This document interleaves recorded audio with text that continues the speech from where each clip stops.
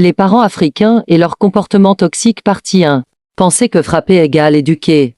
Beaucoup ont grandi avec les coups comme méthode d'éducation, mais la peur n'apprend pas le respect et l'enseigne seulement à se taire, à cacher la vérité, à mentir et à ne jamais vraiment être soi-même. Beaucoup de parents disent « on nous a frappés et on a bien tourné ». Mais non.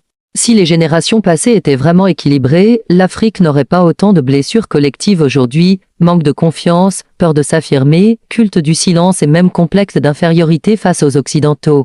Et même certains jeunes répètent « c'est ça qui nous rend plus disciplinés que les enfants des Blancs ». Faux, les coups n'ont pas fabriqué de discipline, ils ont fabriqué des générations qui dissimulent, qui mentent, qui vivent dans le tabou. D'ailleurs, en Occident aussi il y a des jeunes disciplinés, et pourtant, on ne lève pas la main sur eux.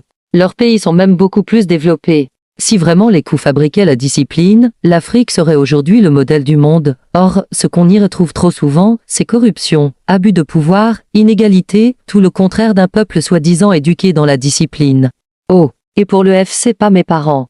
Il y en aura toujours pour dire pas mes parents, vous avez grandi avec quel genre de parents? La vérité, c'est que si toi tu n'as pas vécu ça, tant mieux pour toi. Mais ne nie pas l'expérience des autres. Beaucoup d'enfants africains ont grandi dans la peur, les coups et le silence. Dire pas mes parents ne supprime pas cette réalité, ça ne fait que minimiser leur douleur. Si ça ne te concerne pas, passe ton chemin. Je ne veux pas de toi sur ma page, et si tu restes je ne vais pas te louper, va écrire ailleurs. Invalider la douleur des autres, c'est de la méchanceté gratuite. Et souvent, ce n'est pas juste pas mes parents, c'est aussi accuser les victimes. Peut-être que vous étiez de mauvais enfants, voilà pourquoi vos parents étaient durs. Ou encore, vous exagérez, c'est pas si grave. C'est exactement comme dire à une victime de racisme « moi j'ai jamais vécu ça, donc ça n'existe pas ». Ou à une personne malade « moi je n'ai pas cette maladie, donc tu inventes ». Ce genre de discours n'apporte rien. Ça blesse, ça réduit au silence et ça empêche d'avancer.